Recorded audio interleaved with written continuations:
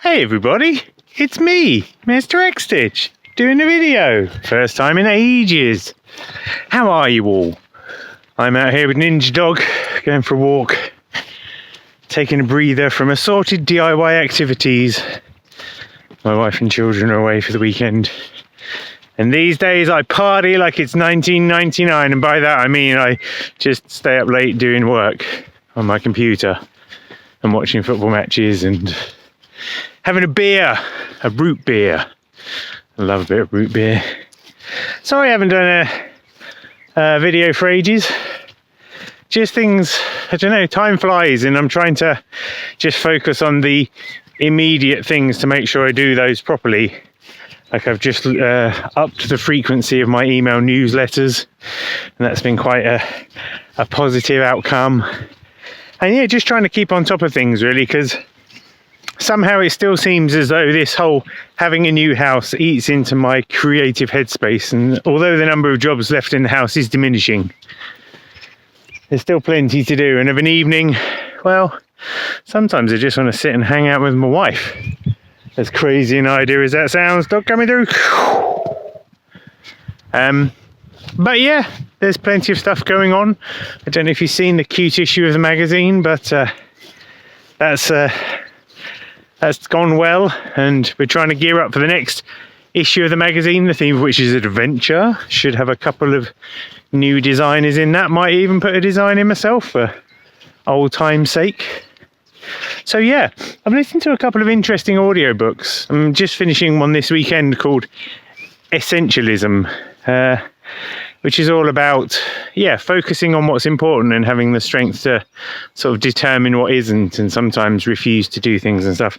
I said I'd do an interview for a blog recently, which I will do, and bless them, they've taken the time to find out about me and ask me some really interesting questions. But it's the sort of thing that I know is probably going to take me like an hour to do at least. And there's part of me that says, what's the kind of cumulative value? I think when you're starting out, you spend a lot of time doing things free, and you have to do them. We talked about it in the most recent episode of the Lovecraft Show, actually, where we had an indie round table event with 4 fantastic designers. And that was one of the things we talk about, when you do stuff for free and then when you start to charge for your work and stuff. And I'm not saying I would charge for a blog post, but there comes a point when you think, well, I've got this many hours in the day, and if I accept this piece of work, am I sacrificing other more meaningful pieces of work as a consequence? And this book, Essentialism by Greg McKeown, kind of covers that sort of stuff. So that's been quite interesting. I'm still waiting for him to unleash some silver bullets on actually how to implement some of these ideas. The other one that was great is by Cal Newport, and it's called A World Without Email. Cal Newport has done a few other books, one called Deep Work, which talks about how focusing on work is important, and when you don't, that's a dumb thing to say, but if you have your emails open and you're always flitting between emails, the amount of processing time it takes for your brain to switch between one activity and another, get from one gear to the next, is quite a lot, and exponentially that can, have an impact. It's a bit like if you wake up after you've been to sleep, you don't instantly go back to sleep. There's a process of wind down. And his argument is that by doing deep work, by eliminating distraction, you actually get a lot more value for your time than you will do if you're sort of doing something creative and at the same time you're checking your emails or you're doing your social or whatever. And I'm as guilty of that as the next person. I know that when it's production time on the magazine, I try not to watch things on YouTube that I have to pay attention to, and I try and switch to listening to music and things so that I can focus. And I know that it's good when I get it right, but I'm just as guilty as the next person of being like, ooh, squirrel. But in his new book, A World Without Email, he argues even more of this case and talks about the hyperactive hive mind and how we think that having emails and sort of asynchronous conversations is actually a useful thing because we can have multiple conversations on the go.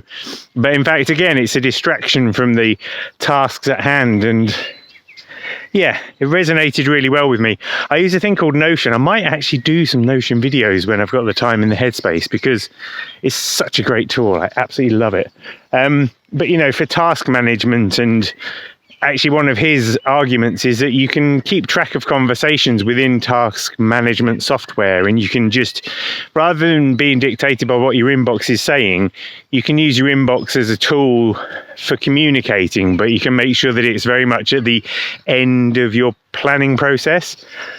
So, you know, with Notion, there isn't a lot of interactivity between other programs yet, but at some point you'll be able to connect your emails to it. So in theory, you know, you can send emails from within Notion, and then you can have like a task list, you know, like a Kanban board or, you know, a to-do list, and you can focus on those things. And if you have to have email conversations, you can have them within the context of that task so that you don't get distracted by what other emails are in your inboxes and stuff.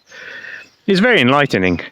And I also took part in a Notion event that they called Block by Block, which was like a European, online event or something. And I actually got to speak to a Notion person and talk about, you know, publishing tools and those sorts of things. And it turns out that actually I feel like the processes I've got for the magazine and for Mr. XStitcher as well are actually pretty sound. It's just finding the time to implement them. But to go back to the start, you know, I spent some time last month, and I will do the same thing this month, of batch producing things. So getting a bunch of Instagram posts done, maybe a fortnight's worth of Instagram in one session. Focused work, deep focus. You're in that rhythm. You can kind of say the same things. You know, you've got the language at the right point. It's been great. That, and then using this tool called Jarvis, or formerly known as Conversion AI, which is using artificial intelligence to help curate, or not curate, to help write blog posts. I started using that for my hedge trimming website and for a few other bits and bobs. Some crazy shit, I tell you. Just crazy. I might, if I remember, I'll put a link in the show notes and see whether, you know, if you've got something where you have to do a lot of creative writing, whether it's writing blog posts or product descriptions or YouTube scripts or email marketing things, Jarvis has got all these templates that are based on existing marketing practices, and it uses artificial intelligence. It's read 10% of the internet. It can write things in a way that have never been written before, but that adhere to sound principles. So it doesn't plagiarize, it doesn't copy and paste, but it just rewrites stuff, and you can have conversations with it. And it's a bit mind-blowing, but at the same time it's brilliant. You can bang out, if you don't care, if you're writing about something that you're not bothered about, you know, what good ironing boards are out there or something or other, or what is a good ironing board, you know, Jarvis can help you bang out a post like that in about 5 minutes. Amazing. Obviously with the content that I'm doing, I kind of have to go in and do a bit of editing and put a bit of thought into it and a bit of research as well. But even so, it certainly takes a lot of the strain out of things. But yeah, so I'll put a link in the show notes to that. Herb, come here. Come here. Yeah, so there you go. That's a longer than I was expecting ramble about what I've been up to lately. I hope you guys are all right. I'm sorry that my frequency has tailed off, but in looking at these things and thinking about essentialism, I think I'm going to try and take a new rhythm towards YouTube and see if at the very least I can do one video a month of some meaning, and maybe a shorts a week or something, you know, vlog a week rather than a daily one, because I haven't got the wherewithal to like, yeah, my life's amazing. Look at what I've been doing today. I'm unboxing a box. You know, I haven't got time for that. So, but I love you guys, and I appreciate you being here, and thank you so much. And feel free to let me know in the comments what you've been up to. Smash those new likes to an all-time high. Maybe next time I'll talk about cryptocurrency and where I'm at with that. But anyway, in the meantime, love you guys. Take care. See you later. Bye.